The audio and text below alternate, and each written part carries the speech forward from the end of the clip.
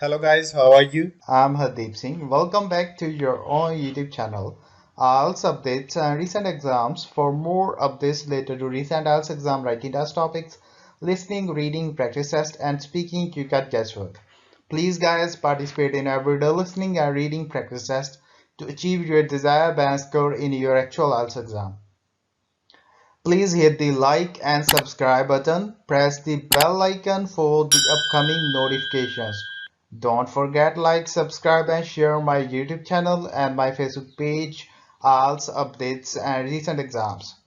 Part 1. You will hear a telephone conversation between an employer from the Wild Dune Spa and Resort and an applicant. First, you have some time to look at questions 1 to 5.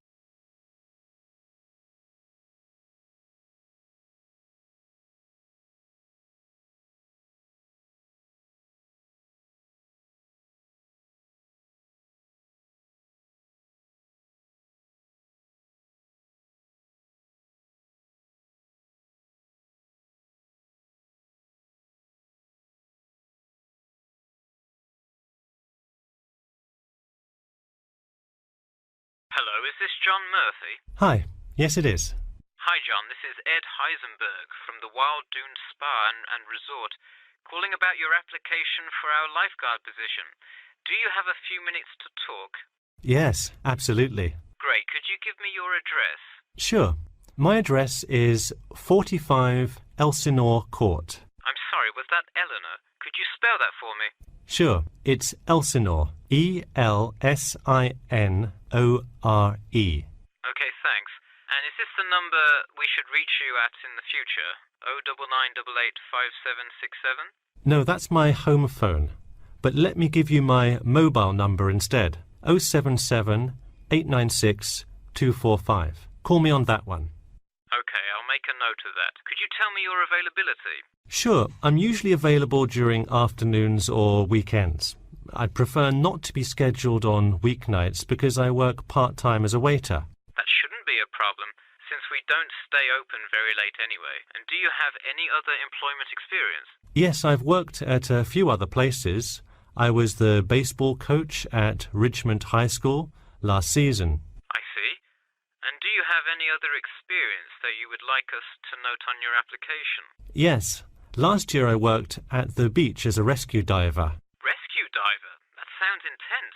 Well, it's really just like being a lifeguard, except in the ocean instead of pool. So kind of like being a lifeguard at the world's largest pool. I see. Before you hear the rest of the conversation, you have some time to look at questions 6 to 10.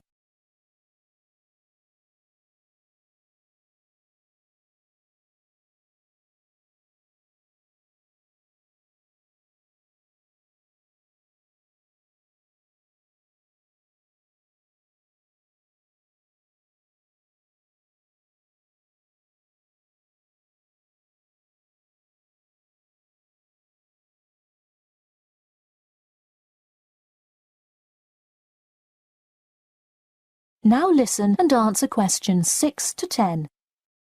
So could you tell me about the relevant skills you have?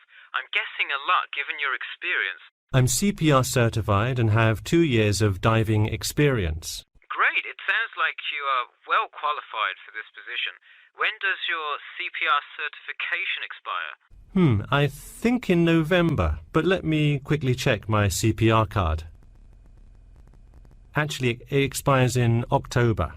Okay, so regardless, you have it through the end of the summer. When is your ideal time to work?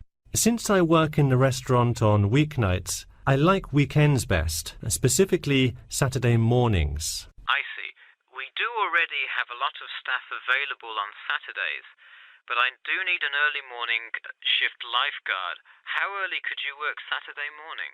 I can get there by 6 o'clock if need be. You'll be happy to know we open a little later than that, but I'll put you down for Saturday mornings here. Oh, awesome. I can't wait to get started. How about you come in next Saturday, the 12th? That sounds good. Great. We can figure out other shifts for you to work when you come in then. One last thing, just out of curiosity, where did you hear about us?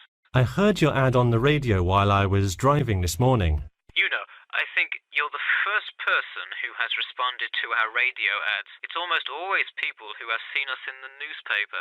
Yeah, I don't have time to read through the newspaper every morning. I have plenty of time in the car to listen to radio ads. That makes sense. Well, thanks for your time, and we'll look forward to seeing you on the 12th. That is the end of part 1. You now have half a minute to check your answers.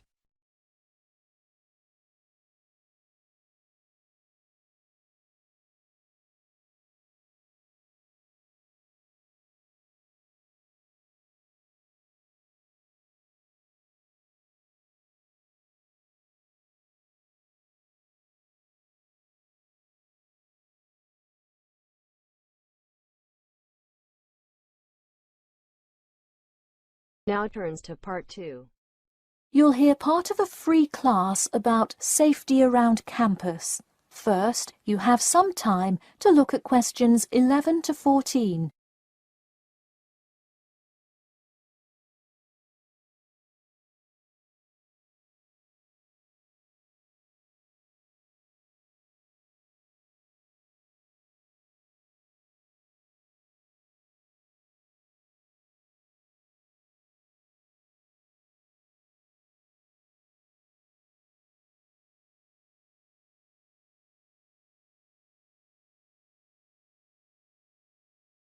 Now, listen carefully and answer questions 11 to 14. Good evening. I'm Geoffrey Miller from the University of Nottingham Student Union, and in this week's free class, Carlos Garcia is going to tell us about safety around campus. Over to you, Carlos. Thank you, Geoffrey, and thank you all for your attendance today. Also, I'd like to thank the Student Union here at the university for organising this lecture. Well, I've been serving and protecting the city of Nottingham for over 20 years now as a member of the police department. Does anyone know what type of crime is the most prevalent on campus? I heard someone say drugs and alcohol. That actually isn't too much of an issue. Violence? Nope. Actually, the biggest thing we worry about here is theft. The nature of crime on Nottingham's campus is quite different from that of the surrounding areas. Crime rates across the East Midlands are very difficult to control. We'd like to see the rate stay the same for this calendar year, but it has been increasing steadily over the past 3 years. On campus, however, I'm happy to say that the overall crime rate has fallen this year. You wouldn't think so if you've seen the extremely exaggerated stories in the media. The media has done nothing but cause more concern about crime in our area. Even the crime shows you see today are a little bit far-fetched, but at least viewers know they're not real events. We'd really like to see more factual news articles out there so the public can have a rational sense of the safety level of our society. Before you hear the rest of the talk, you have some time to look at questions 15 to 20.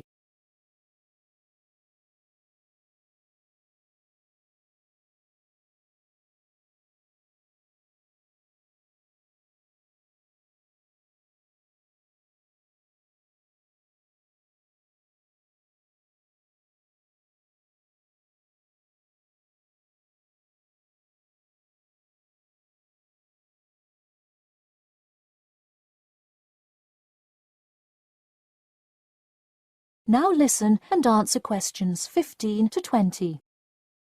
Okay, let's move on to what to do when you see a crime. Do not get involved if at all possible, and do not draw too much attention to yourself by running away in a conspicuous manner.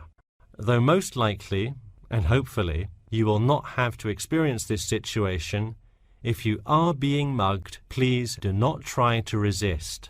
Instead, be compliant and seek help after the incident. Like I said, though, it is highly unlikely that you will find yourself amidst a crime, but it is important to be prepared should it ever happen. We find that educating students and staff on the correct precautions to take is the best way to increase your safety. Just remember to be smart when you're out late at night and avoid any area or person that looks suspicious. I know it sounds obvious, but I cannot stress this enough. It's also not a bad idea to have your mobile phone with you at all times, but be careful. If you're chatting on your smartphone on your way home, you're a prime target for thieves.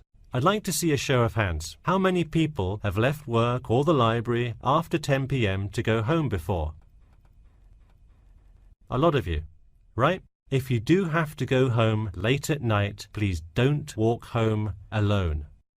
More often than not, there's someone there that will be walking the same direction as you at some point. Walk home with a friend or co-worker. Even if you must use your phone to call someone that's nearby to walk with you, it's always safer to walk home with someone. So when you're walking home, you may feel more comfortable with some sort of self-defense, such as pepper spray. Now, it's your call whether you want to carry something like this or not. However, I absolutely advise against carrying a knife or any other offensive weapon. All too often, they can be used against you if you're disarmed, putting yourself in more danger. For all those interested, the Recreation Centre offers a free self-defense class to all students every Thursday evening. While obviously an introductory self-defense class may not equip you to fight off villains like a regular superhero, it does come in handy sometimes. After taking a self-defense class, you'll surely be more aware of possible dangers and how to deal with them. So hopefully now you have a more complete understanding of the nature of crimes committed on your campus and how to avoid being a victim. I know most students at the University of Nottingham are not the criminal types, but remember that there is no barrier like a wall or something keeping non-students out. There's no army force securing the borders, and I doubt anyone wants it that way. The campus is generally a safe place, but it's not immune to small crimes once in a while. All right, that's all I have to say for today. Stay safe. That is the end of part 2. You now have half a minute to check your answers.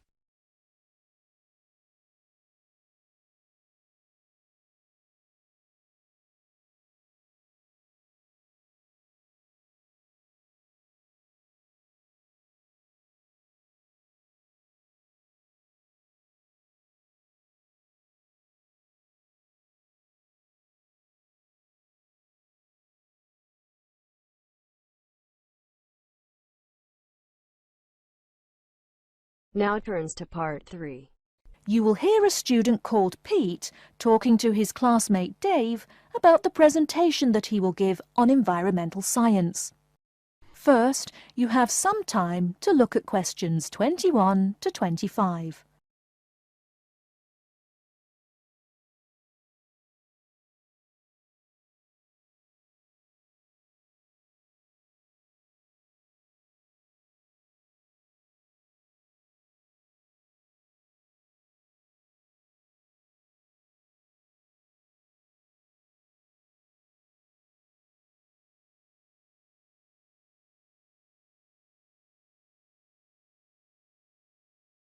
Are you just leaving the library now? I saw you get there at 8 a.m. Yeah, I've been there all day. What for? They hire a cute new librarian or something? I wish. No, it's the presentation that I will give in environmental science the day after tomorrow. What's it about? I heard you were really excited about the class. And Dr. Schnee also calls you for the arcane questions, as he calls them. It's about environmental damage in the Yucatan. Excuse me, what? Or is that where? The Yucatan. It's a state in southeast Mexico. So what's happening there? Agriculture is having a really adverse impact on the environment. There are too many farmers doing too much farming. It's really destroying the forests and ruining the soil. Deforestation is a major problem there now. How did you learn about this? I don't recall Dr. Schnee saying anything about it in lecture. Yes, but my brother went there last month. You know, to look at the old cities like the Maya Indians built. That's what first got me interested. Your brother Tom? No, Dick, Harry's twin. Anyway, he told me how few trees there were now, and how much empty ground that grows almost nothing. He said the place looked more like the desert than jungle in some parts. It brought environmental damage, so I started looking for materials in the library. Here, look at this magazine. What's in it? It's an old issue of National Geographic. It includes interviews with tourists who have been there in the past few years. It's pretty bad. See the photos? I see the photos, but one or two photos don't prove anything. Then read what the article says. Right there. The first thing it points out is how soil samples show it's hard for anything to grow there. It says how an area of 21,000 square kilometres has lost most of its forest in the past 10 years. See, there are graphs. As the number of farmers increases, the acres of forest have decreased. It's an inverse relation. Before you hear the rest of the talk, you have some time to look at questions 26 to 30.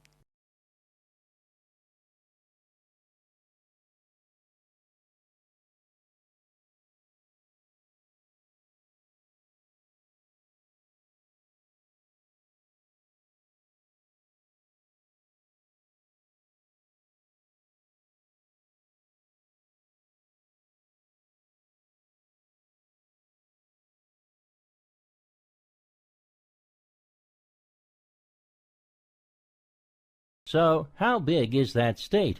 I'm sorry, but I've never really learned the metric system. It's bigger than the state of Massachusetts. That's shocking. Anything else? There's lots of else. Scientists say there's a growing area of about 10.5 square kilometres where nothing can grow at all. It's like the beginning of a desert. Oh, yes. What Dr. Schnee called desertification. But why can't anything grow there? I've never really studied soil chemistry. I'm just starting to look into that subject, but my sister Marie is a geologist, and she says the problem is that the soil has too much saline, with no plants helping to adjust the chemistry. Apparently, that's a common problem with soil types throughout the areas with rainforest. Once you lose the plant cover, it's difficult to bring it back. Reforestation is almost impossible, even if the land is not being used for other purposes. Wait a minute. What is saline? Saline is salt dissolved in water. Scientists who have gone there have taken measurements. They do this by gathering a sample of the soil and running a simple test that shows the ionization of the solution. The geology department in our own university has reviewed the soil at the site too. They're right.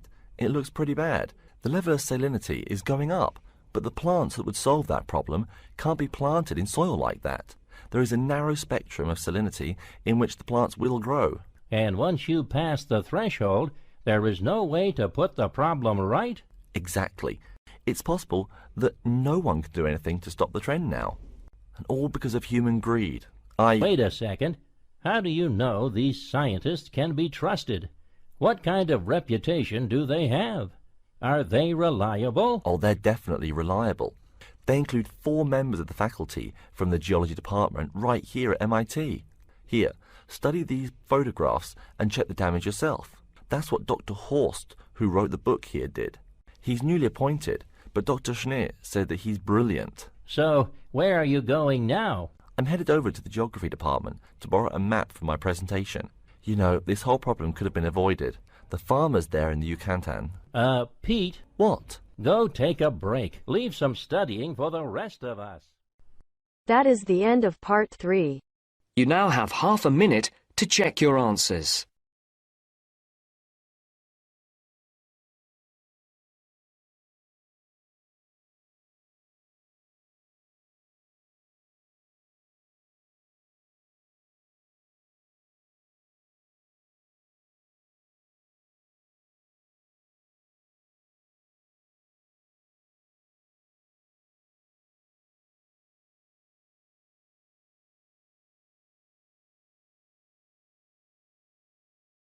Now turns to part 4. You will hear a lecture's introduction to Insect Biology 101. First, you have some time to look at questions 31 to 40.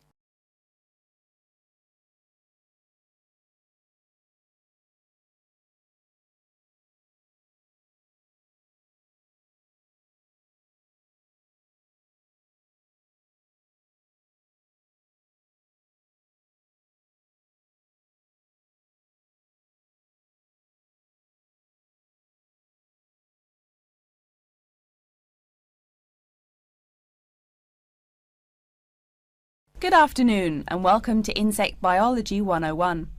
I'd like to begin this course with a few remarks about good insects and bad ones. Bugs are all around us, and that's both a benefit and an annoyance, sometimes maybe even serious harm. First, let's talk about the good things that insects do for us. Probably the most important insect for humans, and maybe for all other life, is the bee. Bees help plants in the process of pollination, and thus are necessary to most flowers and fruit-producing trees. That is, they carry pollen from male flowers to female. If it weren't for bees, we'd have very few food plants and no fruit either. In fact, there would be no we. No less a thinker than Albert Einstein pointed out that, without bees, humanity would be dead within a year or less. We'd starve. It's that simple. That should maybe make us just a little humble. A little less dramatic is the fact that bees also make the honey we eat. Moreover, they produce beeswax, which is useful in candles and is also used as a first-rate furniture polish. Sure, these may not be vital to our lives, but they can serve as reminders of how important bees are. That's a point I keep coming back to in this course. Though, in all fairness, I should point out that butterflies aid in pollination as well as bees. Now, here in Michigan, what's the worst part of summer? Yup, that's right, mosquitoes.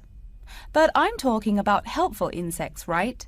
So let's look at the dragonfly first. If there were no dragonflies, there would be even more mosquitoes.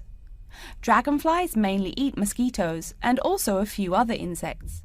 Yes, that's right. They don't just fly around, and they also help to eliminate harmful insects. So the next time you see a dragonfly, don't you dare kill it. Now, let's talk a little about those harmful insects. Take the mosquitoes I just mentioned as an example. Not so many years ago, mosquitoes here in America weren't just annoying, some were even deadly. They carried malaria and yellow fever. My own ancestor, the Confederate General John Bell Hood, lived through the worst battles of Civil War, only to die at age 38 from yellow fever. A pest, not a bullet. Well, besides the mosquitoes, in summer there is also a kind of insect that never seems tired. Right, that is the fly. Before I go on talking, I must mention an African fly called the tsetse fly, which feeds on blood and can cause serious diseases in the people and animals that it bites. Besides, it is still a bearer of sleeping sickness, which affects around 300,000 people every year in Africa, and can be treated only with toxic drugs that are hard to administer. Worse still, the drugs sometimes don't work. Other insects, of course, destroy food crops. In China, for instance, locusts continue to be a danger to the harvest in some areas. Less important, but still annoying, moths eat people's clothes and dust mites slowly destroy carpets. Worse, but still in the home, termites or white ants eat wood, the wood of your house. If they are not stopped, they can eventually destroy the whole building. Usually they seriously damage a building before anyone even notices them. So, as we all know, insects can be a real trouble. So, what to do? You can go ahead and start killing harmful insects. In the early decades after the Communist Revolution in China, Chairman Mao encouraged the people to swat every fly they could see. Slogans on the walls of buildings called them "little capitalists." But flies reproduce too quickly for this to be a long-term solution. For some decades in the West, to kill insects with chemicals seemed a good remedy. Unfortunately, chemicals can only be used in a limited area for a limited time. It's a small-scale solution. The insects come back. Worse still, some of the poisons used, like DDT, were found harmful to the environment. Many kinds of wildlife, like hawks, were harmed. And people in chemical-using rural areas have one of the highest rates of liver cancer in the world. It's no secret that chemicals remain harmful to humans. Like all species, insects adapt to their changing environments at an amazing rate. When a new chemical is introduced to their habitat, the insects that survive are generally the ones with some way of resisting the harmful effects. They then breed with the other survivors, and just like that, insects become resistant to most poison in a few generations. An insect generation, remember, is a couple of months at most. So again, we have to ask, what to do? Well, there are biological solutions. Some of these are pretty simple. One is destroying the insect's habitat. You take away their home or food. Cleaning your kitchen is the best way to prevent roaches. No garbage, no food. Getting rid of marshes and swamps eliminates mosquitoes. Other solutions might include bringing in dragonflies or bats in areas where mosquitoes are many. This is a cheaper alternative to chemicals. Biological methods like this also bring no extra pollution to the environment. But you have to be careful. If you change the environment too much, you might be hurting other forms of life accidentally. One recent method of controlling insect populations involves interrupting their breeding cycle. What does that mean? It means birth control for bugs. Insects are provided with food that makes them unable to reproduce. Since they can't have babies, the population disappears, or nearly so. And since no young are born, resistance is not a problem, with no young insects developing increased resistance. Interrupt the life cycle, eliminate the bug. It's clear that we must have an understanding of the life cycle of the insect. At least, that's the plan. We'll go into more detail as the course goes along. Now, I will stop here to see whether you have any questions or not. That is the end of part 4. You now have half a minute to check your answers. So guys, don't forget like, subscribe and share my YouTube channel and my Facebook page, IELTS updates and recent exams. For more updates related to recent IELTS exam writing test topics, listening, reading, practice test and speaking, you got guesswork. Please guys, participate in everyday new IELTS listening and reading practice tests to achieve your desired band score in your actual IELTS exam. For more IELTS material, visit my official website www.ieltsupdatesandrecentexams.com. The link is given below in the description. If you need PDF files of latest IELTS material, then please join my Telegram channel. So guys, please write your score below the comment section. Again, thanks for listening. God bless you all guys. Stay tuned, stay safe.